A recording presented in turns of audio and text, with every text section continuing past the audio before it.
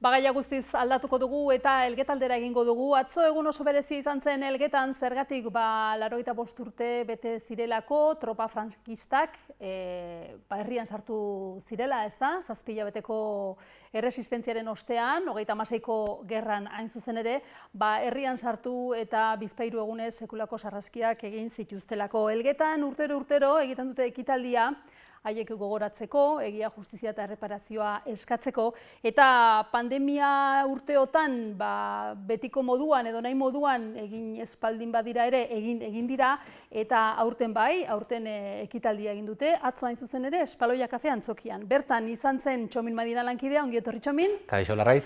Eta han jasotakoak ekarri dizkiguzu, izan ere hainbat lagunekin izan zinen. Hori da, esan behar da, betiko moduan, Intxorta 1997 kulturelkarteak eta Elgetako udalak antolatutako ekitaldixa izan zela, eta berehala, errepasatuko ditugu, ekitaldixan ikusi, entzun eta bizi izandakoak.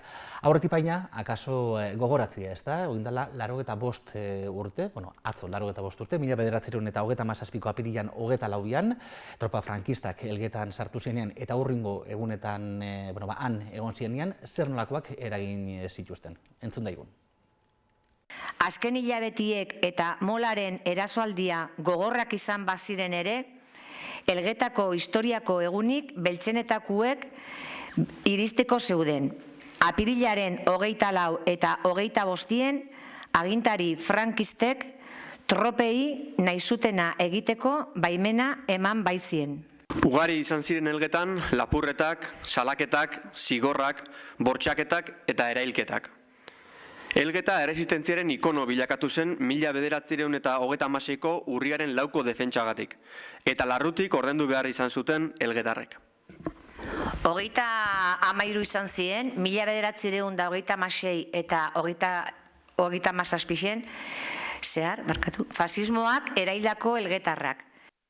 Entzutekin bakarrik bati oioi purdixak jartexako Larraitz. Julia Monjek epatu eben, 1926 eta 27 artean, 33 elgetar hil zituztela tropa frankistek, eta hain zuzen be, atzoko ekitaldixan horrik izan zituzten goguan, baina ez eurak bakarrik izan be, aitortza, gure izan hotzen frankismoaren kontrako kereietan lanian dabiltzenei, eta baita, kereila horreitarako testigantza emon dauen elgetarrei be. Esan behar da, atzoko ekitaldixa Joseba Tapiaren eta Ekine Kasadoren musikak girotutakoa izan zala, eta bertan ekitaldixan ziar hitza hartu ebein, frankismoaren krimenen kontrako plataformako bozeramale Josu Ibargutxik, eta baita hilako 33 elgetar horreitako zenbaiten ondorengoek be. Pedro eta Pablo Ansoategiren ondorengo Josemari Zubierrementeriak eta Andresa Iriondo Etxaberen ondorengo Jesus Mari Txurrukak. Neretzat dintzat, atzoko une unkigarri xena nolabait bukaera aldera heldu zan, kezka dantza taldeko kidietako batek aurrezko dantza inebenean, eta biktimen zenidiek egiaren iturria izeneko eskulturan, larrosak itxi zituztenean, ez da, hor joan zian banan, eta baineri eta baita inguruan be, negar malko bat baino gehiago ikusi zan atzokoan. Elgetako udalbatza osatzen dauen, bi alderditako ordezkarixek egon zian atzoko ekitaldi horretan, eta baita Gipuzkoako Foru Aldundiko Giza Eskubidetako eta Kultura Demokratikoko zuzendari Jon Gambrabe. Oso ondo Txomin, aipatu duzu, hainbat lagunek hartu zutela hitza, atzoko ekitaldi horretan Elgetan, eta tartean lekukotzak, ez da, biktima izandakoien oinordekoek edo senitartekoek emandakoak. Hori da, esandako moduan, bi testigantza entzun ahal izan genituen, luz eta zabaline behin berba, hainbat pasartego hor kontatu zituzten, danak kontatzeko astirik ez dako, baina nik bi gertakari edo bi pasarte aukeratu ditut, ez da. Batetik, Josemari Zubierrementeriak bere aitaren etxian gertatutakoak kontau zituan. Aitan etxian berriz, han egon zian Elgetako mordua, txamordienekuak, haugazidenekuak, torrezarkuak, olaikuak, antzuateikuak, da jente mordo bat, egon zian refugio moduan. Juantxo, haugazila izendakuak, esate zuen, berakin juntatzen itzenien hemen noizian behin, ni zuenien egon da naun, ni. Gau batean, 57 lagunik eloin ginoen. Jesus Mari Txurrukak bestalde bere birramona nola hile behin gogoratu eben, eta baita nola jakine behin, Elgetako udalaren partetik eurek ezagutzen eze behin zenide bat, bere amonaren anaia hain zuzelbe, Alemanian hilzala, Alemaniako kontzentrazio eremu baten. Hartu telefonoa, deitzu eta Elgetako udaletxean. Elgetako udaletxea, amama zan Elgetakoa, eta zer izango eta eta boitzu ba, eske Pascual Askasibar Iriondo Alemaniako konzentrazio eremu batetan hilzala.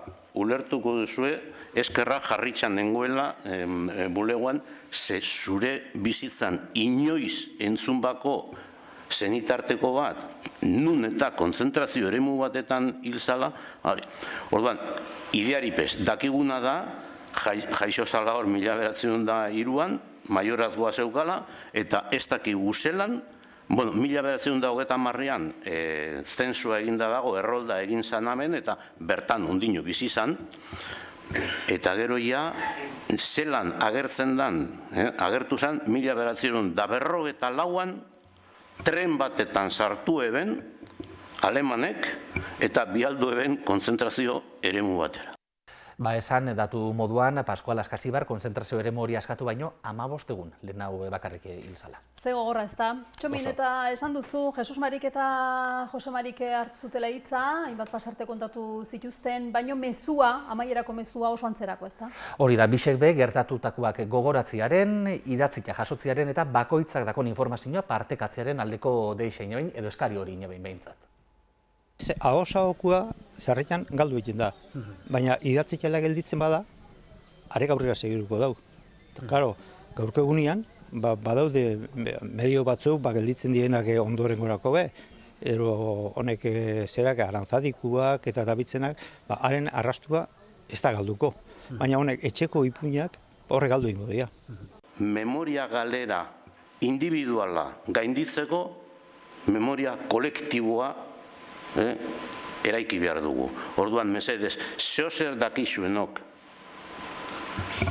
Ez dakin norko baserrikoa joan zan morroi ez dakin nora. Bueno, zu kontau. Frankismoaren krimenen kontrako plataformako bozeramaile Josu Ibargutxik ere hitza hartu zuen, atzoko ekitaldian Elgetan, eta esan zuen frankismoaren krimenak ikertzeko kereilak jartzen lehenengo udala Elgetakoa izan zala, gero etorri zirela gehiago, zertan da kontua, Txomin? Laritz, honetan be, pandemiak eragina eukiei dau, izan be, Josu Ibargutxik kontau oskunez, azkenengo pare bat urte honetan nolabait apaldu inja, kereila horrein kontua, baina berak esan oskun baita be, egisa zein izan dan jakiteko, egisa jakiteko borrokatzen segitzeko borondatia, dakoila. Iraitz Laskanope, Elgetako alkatiape, bide berdinetik ineben berba.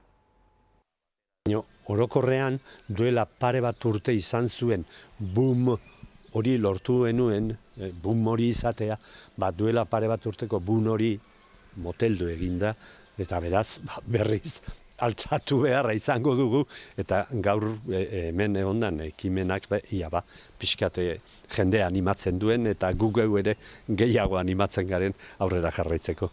Baina, bizirik dirau, eta bizirik dirau zoritxarrez, bizirik dirau dabelako egoerak. Frankismoaren krimenekin ezin dugu oraindik ezer egin, estatuak oraindik estaltzea nahi duelako. Beraz, aurrera jarraitu beharra daukan. Elgetan bentsatu udaletxetik eta alegin berezi egin dugu, kereietan eta bide judizial horretan parte hartzen bebai, baina nik uste dut badagola bidea egiteko urratzeko, Espainiako sistema judizialari pixkat urratzeko bidea badagola ikusten dut, eta hor eskatuko notzake bestatzu dibe alegin horretan parte hartzeko, denon artean lortzen dugun bingoz, hemen indako gizaterian kontrako krimen horrek ikertzea. Esan dako moduan, atzoko ekitaldixan egon zan baita be, Jon Gambra, Gipuzkoako Foru Aldundiaren giza eskubidetako eta kultura demokratikoko zuzendari nagusisa, eta berak esan oskunez, Elgetako urte sasoi honetako ekitaldi hau, urtero egiten da baina ekitaldi hau, nolabait erreferentzia da. Eta, nik uste dut, ja dagoeneko Gipuzkoako oroimen historikoaren arloko ekintzetan, Elgetako urteroko ekintza, ja pixkat urteroko zita garrantzitsu bat bihurtu dela, ezta? Jende bat erakartzen du, lurraldean memoria historikoaren inguruan lanean ibiltzen dena, eta, ja tradizio bihurtu dago. Gaurko egunean gainera, iruditu zait oso polita izan dela, elgetarrei bertakoei, bertan, elgetarrak sufritu zutenei, omenaldi moduko bat egin zaie, aitortza moduko bat. Larraitz, bukatzeko gogoratzian eta gertatutako ondorengo belaunaldixan inguruan bentzun dugu, ezta? Atzo hainbat aldarrin ziala, hori aldarrikatzeko, hori eskatzeko behintzat, eta horren inguruan Julia Monjek egindako hausnarketa bat ekarri gurako neuke izan gaurkotasunekoa da, zoritxarrez. Nik uste dute, aprobetxautu inbiogula, ez dakit zoitxarrez egunero bauzkagu, hainbat irudi, hainbat jende, hainbat, zer dan gerra bat, orduan nik uste dute igual mezu hori bebidali biogula, hemen ezinun gerrarik ez. Testigantza interesgarriak jaso dituzunak, Txomin, eskerrik asko, esan hori bai Elgetan jardunaldi berezi batzuk daudela, eta guaztenean apaiz kartzela dokumentala emango dutela, Xabur Amunizaren presentziarekin espaloian 6:30, ezta? Hortxe, apuntauta.